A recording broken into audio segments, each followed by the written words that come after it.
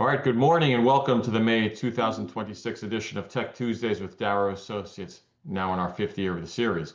I'm Jordan Darrow. It's a pleasure to be here with you. This is our monthly IR Technology and Services Showcase held the first Tuesday of each month from 11 to 11:30 a.m. Eastern Time. Our events are a one-stop destination to find the right products and service providers to maximize your effectiveness and ensure you have the tools to achieve your investor relations goals. Each showcase provides a continuing education platform for our partners to demonstrate their cutting-edge offerings and best practices to our staff, our clients, and other friends of the firm.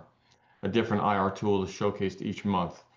Our sessions are provided in a virtual format with screen-shared presentations led by the presenting partner for approximately 15 to 20 minutes, followed by a 10-minute Q&A session. We're pleased to have Jonathan Keim from Investor Brand Network with us today to talk about their IgnitionX platform. As he talks with us, you'll see his screen, and all audio lines will be open so that you may ask questions at any time. If you don't want to be heard or have background noise, please disable your microphone. Now, Jonathan, welcome to Tech Tuesdays with Darrow Associates, and thank you for being our partner. I'll turn the event over to you so that you can present your platform to our viewers. Sounds great. Well, I certainly appreciate the opportunity, and I'll make this as lively as possible, and we'll just dive straight in. Obviously, there's a lot going on here. Even though this is a new platform, it's built on what we've been doing for over 20 years. So I'll reference a couple things, as we go along, along with it. As far as myself, as a quick introduction, I started back in 2007 at just 17 years old. At the time, I had 2 years of micro cap trading experience and started writing publications. Then I oversaw a team where tens of thousands of additional articles were published and then distributed many different ways. We do have 75 of our own websites, and then on top of that, getting out on International Business Times, Street Insider, Benzinga, and some other partners, which we may touch on as we go along here. But a key part of what I've been doing is also establishing relationships. It really helps to have this infrastructure already laid. Obviously, there's an awareness for our own brands, among the investor communities. But then on top of that, we also have great tools. We've already seen what works, what doesn't. It's a very great, plug and play relationship. You've probably seen our work with different investor conferences, probably most notable being Roth, but also other investment banks like Dawson James. So as I go along and kind of explain, the foundation we've built, just know that as we serviced all these different public companies and pre-IPOs and found other ways to help our IR friends reach more investors along with what they're already doing, just keep in mind that we've been saving all this data, and we've also been, building out the individual brands. So most investors don't know about IBN, but they're getting the Quality Stocks newsletter in their email box every day. They're listening to our podcasts on Bell to Bell, Stock to Me, or one of our others. Or maybe, they're interested in mining companies or AI, or we've got brands as specifically niche as CBD. So we know what investors are particularly paying attention to, and we're using this data. And the other thing I like to show just with this slide is, this didn't happen overnight. We've started, well, on social media, we started over 18 years ago before anybody even knew what a tweet was. So while not everything has panned out, the way we thought it would with, say, over the top video distribution, although we still have that arm and some other things we've put, some pretty big investments in. The main point here is you can see that this influence is real. I'm not giving you, random website statistics or let's just say email subscriber data that you just have to trust me. You can use twitteraudit.com to check the validity of the followers and other tools. And if you ever want the full list of all our brands, feel free to reach out. I'm also on LinkedIn. There's quite a bit there. But let's go ahead and dive into the reason why we're here today to talk about IgnitionX. You'll see real quick that a big part of this is paid ads.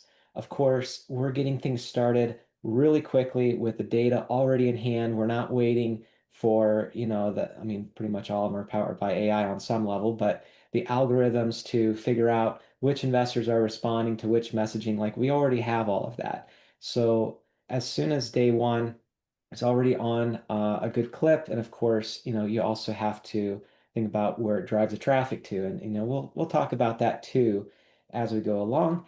But as we know, investors are going to many different sites every single day, and a key part of this is making sure that your clients show up when they're forming their opinion or when they're researching maybe a competitor that shows they would readily understand your client's story. They just haven't heard it yet, or maybe they forgot about it. We all get tons of emails. We're looking at just a ridiculous number of messaging on social platforms and such. So what we're doing here is essentially allowing you to utilize all this data very quickly. Of course, you get to provide the direction, and a lot of what I'm showing on the screen is just reinforcing what I've already said, but we want to supercharge what's already there, whether it's our data or the conversations you've had, knowing which way to take the messaging.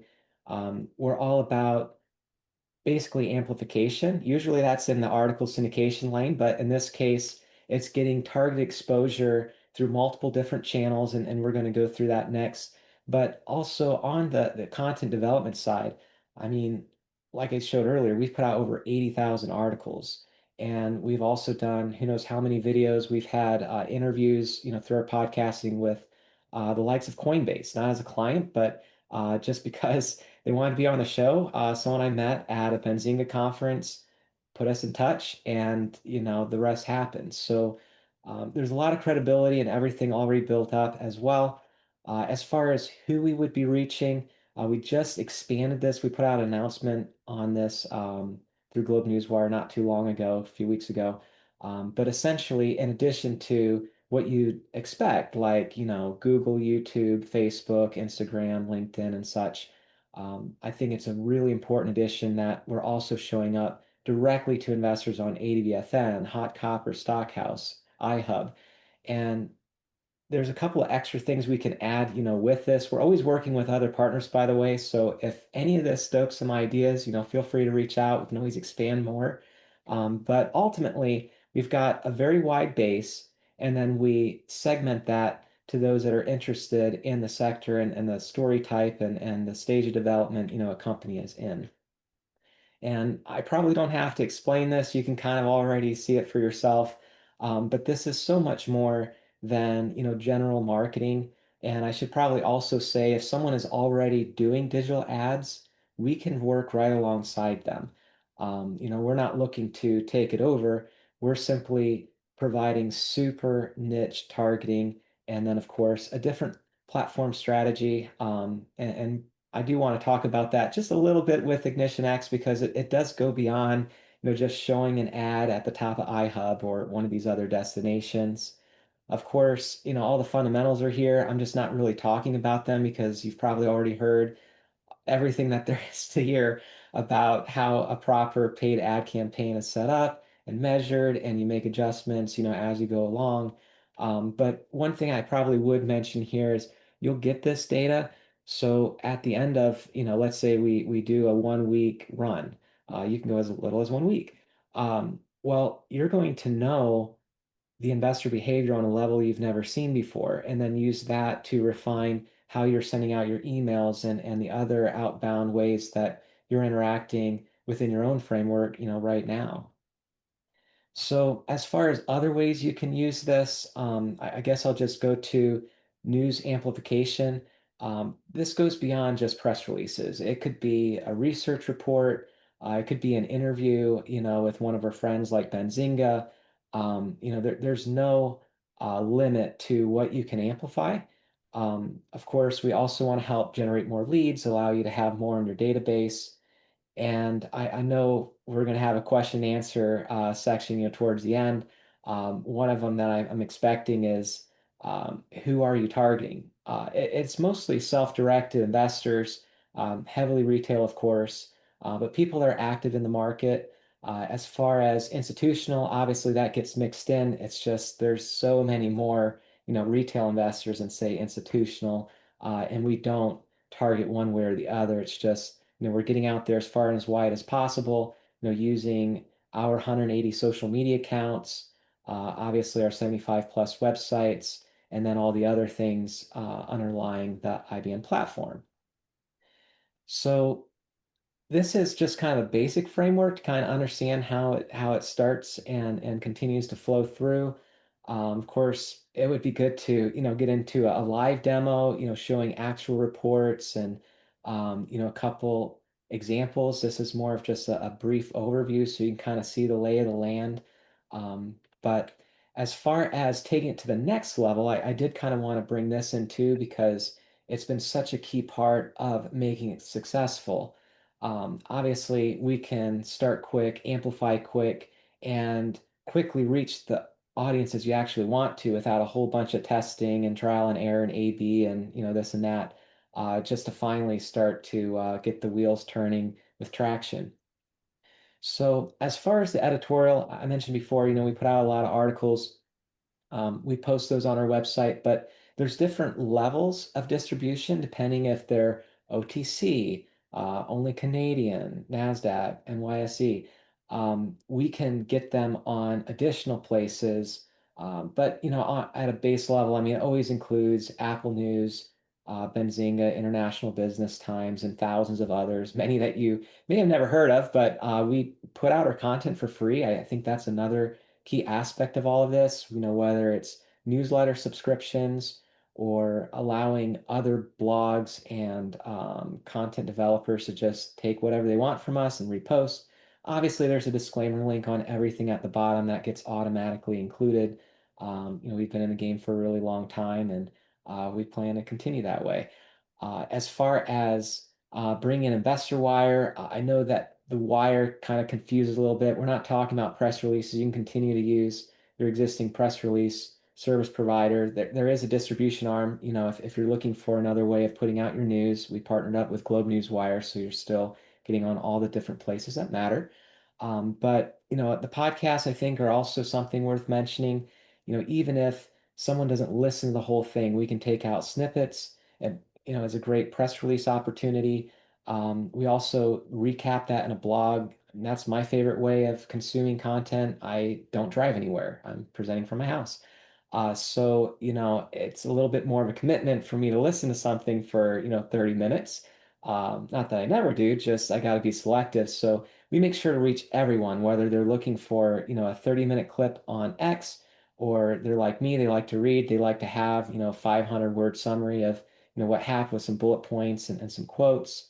And then, of course, reaching those that may not be following any of our channels through the press release. They might be, tracking that company's news, and we want to make sure to show up. Obviously, that includes the journalists and such. But we want all the platforms to grow, including yours. There's many ways that we can, work together to make sure that happens. Typically, that takes, a separate call to kind of talk about the best way of doing it, since there's so many different ways of doing it. But just in wrapping up here, whether you kind of follow this plan that I'm laying out, or you're bringing other service providers, we do think it's really important to make sure that each investor sees what's going on in multiple different ways. We've talked about pretty much all of this. The only thing I've left off the table is the ticker tag campaigns. I'm sure you're familiar with, going to, say, Yahoo, or some of our other providers, like in Canada would be Bay Street. You're typing in a symbol, and then before you know it, you went from learning about Merck, and now you're learning about this smaller biotech that we're writing about in a very tasteful way, making sure more people know about what makes them special. And it wouldn't just be one symbol on one website. I mean, it's countless websites, four tickers per campaign. Um, and then of course we extend that. So we can always go into more detail. Of course, we can bring in IgnitionX with retargeting those that come through. And I think that's a really important thing that a lot of people in the IR space, I know you guys are far ahead, most of the crowd, but there's so many different retargeting opportunities, and we always, love to share those insights and find more ways to maximize, every click and every interaction. But like I said, I was going to go through this, pretty quick, and I'd love to save, tons of time for questions and answers. Um, any feedback would be appreciated. Okay, thanks, Jonathan. Yeah, I'll start off, and anyone else can jump in. in audio format or put it into the chat field. Um, well, I wanted to start with you mentioning the 180 social media accounts that Investor Brand owns. Yeah. So at what point is there too many? Are you diluting the message? Are you not getting, putting enough effort into one channel because you have 180 to feed? I mean, tell us about the evolution of that, how you got to 180, and is that maybe that's not even enough? Maybe you need more. But it sounds like a lot to manage, and you Yes. might be just diluting each one of their, efficacy. Yeah, But can you yeah, talk about excellent that? point. It definitely takes a very calculated, systematic approach. We've expanded the social media team multiple times since we got started in 2008. I can tell you when I first started, we launched about five, and doing that just kind of on the side while working on other ventures and new platform rollouts and things. That was very manageable. As it got bigger. Obviously, we had to navigate some of the more difficult sides of keeping them all live. It's very important that each one has its own voice and isn't just like retweeting all of them all the time and, kind of like building up what X or the others might look at as fake interaction. There's obviously opportunities to interlink. Like one of our biggest brands is Tech Media Wire. We also own AI Newswire. Well, obviously, every AI client and relationship is in the tech field. So um, I think probably the biggest advantage of taking our approach has been finding out what works and what doesn't. There are some social accounts that never took off, and we had to get rid of them. It wasn't worth the effort. There are, just being honest, there's pros and cons with every approach. I mean, obviously, if we just had one set, let's just say we led with quality stocks or first brand, we never expanded beyond that. I'm sure quality stocks would have way more than 100,000, followers, but by broadening it out, we can get targeted information on specific sectors and some other things that wouldn't be possible otherwise. Okay, so taking that this concept of how much is enough and understanding what does it really take to succeed. There are other service providers, some of which you've already mentioned that are somewhat partnering with you in some respects, but in other ways maybe they're a competitor to you. And I'll just name a few that we don't just run across them. They bombard us daily with emails and other means to get involved in our clients. So there's Redship, there's Benzinga, there's Zax, and then of course you folks. How do you see this landscape and what are each of these doing that complements or competes with what you're doing? Yeah, so I guess it depends on the way that you look at it. I'll just kind of give you my approach. I mean, we all know that these public companies are going to move around. They're not going to select one provider and stay, for the next 20 years. So I think there's a lot of opportunity in, making sure that when a provider is looking for a multi-pronged approach that your friends have nice things to say about you. That's really important, especially when you're in a space as small as ours. I remember when I first entered, I mainly worked with local businesses, and I thought this was a big wide world, and it's really not. There's only a few industry leaders that really matter, in servicing these public companies, and so. I would say there's a lot of opportunity to amplify each other. You know, we're pretty much all content creators at this point. Mhm. I don't think you could survive otherwise. So if you create really great content and you're both servicing the same company, why wouldn't you, help each other out for the benefit of the client? I really don't see it as a way of, um, I guess, taking a piece of the pie. I would see it more like the pie grows, the better we work together. Well, that's a sound view, but of course you have to consider the fact that our clients are publicly traded companies. They're working for EPS. They have budgets in mind. There's just so Yeah. much they can spend. They can't spend it on you and Redshift and Benzinga, even if you're all creating unique content for the same company. And then distributing it, and I could give you something that's been created by Benzing, and then you could put it through your channels and so on. So again, I'm going back to like earlier when I said you have 180 social media accounts. How much Yeah. is enough? What are these providers doing? How much is enough? I mean, sure, if I had an unlimited budget, I would use all of them, but I can't. So when do I want to use one versus the other? Yeah, it really comes down to your goals. I would say, while IgnitionX is a little bit of an exception, because I mentioned, it is shorter term, it is launched as part of our overall platform. And so I would say most people come to IBN when they're thinking, a year plus out. There's others that would be more open to, a really short term deal and, one and done, and they're just happy with that. So I think at least for us, we would be looking for that long-term relationship, not, spending. I mean, we've seen some crazy budgets, and even just one day, that are going out there. So I would say, as you talk to each provider, you probably find out, what they really want to be and what they're really good at. And then depending on where you're at in your stage of development and current objectives, you'd probably pick based on that. So let's look at your company then, because I don't Sure. want you to disparage anyone else. Where should we isolate you folks? What is your strongest suits relative to everyone else that's out there that provides somewhat similar services?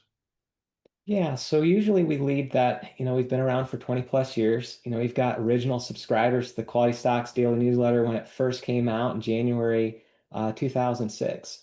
I don't think many people can say that. So I really like the idea that we do have our own audiences, even though Ignition X is about expanding beyond that. These people like us, they trust us, they've been following us for years or even decades. Um, Beyond that, I think having, multiple different facets all involved here, like we don't just focus on social media or just on syndication or just putting out press releases. We have this coordinated approach that, one can support the other. So just real quick, someone does a podcast. I kind of alluded to this earlier, but kind of bring this back in. Obviously it goes out on YouTube, iHeartRadio, and all those great places, but then helping them either put out the press release or developing a press release for them to use with their existing provider, circulating it through our websites, our newsletters. We've got over 20 different email newsletters, and probably should talk about how we get subscribers for that too later. But then bring in the social media side, and then we can even do that all over again. Maybe not the press release again, but do another article tied in somehow with a link back to the interview, put out on social again with a different clip. You can kind of see how having a platform with many different facets also makes this kind of unique. Hmm. So now I'm going to go to a two-part question. Number one is we didn't really talk much about AI, and AI seems to be infiltrating everything everywhere. So to what extent are you utilizing AI? And is that part of the XK platform? Um, and then you mentioned your long history, and yeah, you've been around since tweets were first started, um, and you've evolved and added new layers to it. But what do you see as being next? Now, I don't know if it's related to AI or not, but what's the next big thing? Because tweets are obviously, they're old school in a sense, but they're still relevant today. Podcasting was not around when tweeting was first initiated, and now podcasting is a very active area for investor information flow. So what do you see as being the next big thing, something that's emerging that it might not even be around today, but you think this is the future, but we're not there yet? Yeah, so I would have to point to AI, and I'll try to say something novel on this call, but predicting the future is hard. So I kind of like to root into what we already know, because otherwise there's probably a good chance I'll be wrong. A lot of things have been unpredictable the last few years. So I would say first, people are definitely using the bots more and more, whether you like Claude or going to ChatGPT or, pick your favorite. But the amount of time that they actually go out there to pick who to follow, reading a full email newsletter, that's all foundational. That's still very important because obviously the different bots are depending on this data and looking at how long you've been around and things that you can't fake. Things that users don't think about, these bots do, like the domain name age. I oftentimes go to the who is portion of GoDaddy to find out, when a domain's been established, but I'm sure I'm, one out of 100. So I would say it's really important to get that all in line. The other thing, again, just trying to be novel, this was when I was interviewing Tuttle. So he was bringing out the fact that in the future, this was a long time ago, it was pretty novel at the time, that we really won't need, research reports and this and that. The bots can go through all the different SEC filings and figure out, what looks like the most solid opportunity, look at all the chatter and what everybody else has been researching and pointing out on the boards. But one thing that we did notice, unfortunately, this doesn't happen anymore for those companies that really got some upside from it. When we would put out a ticker tagged article, all of a sudden, well, this was after we got Yahoo Finance, all of a sudden, there'd just be crazy volume. I would hate to even show it on this call. It was just mind blowing.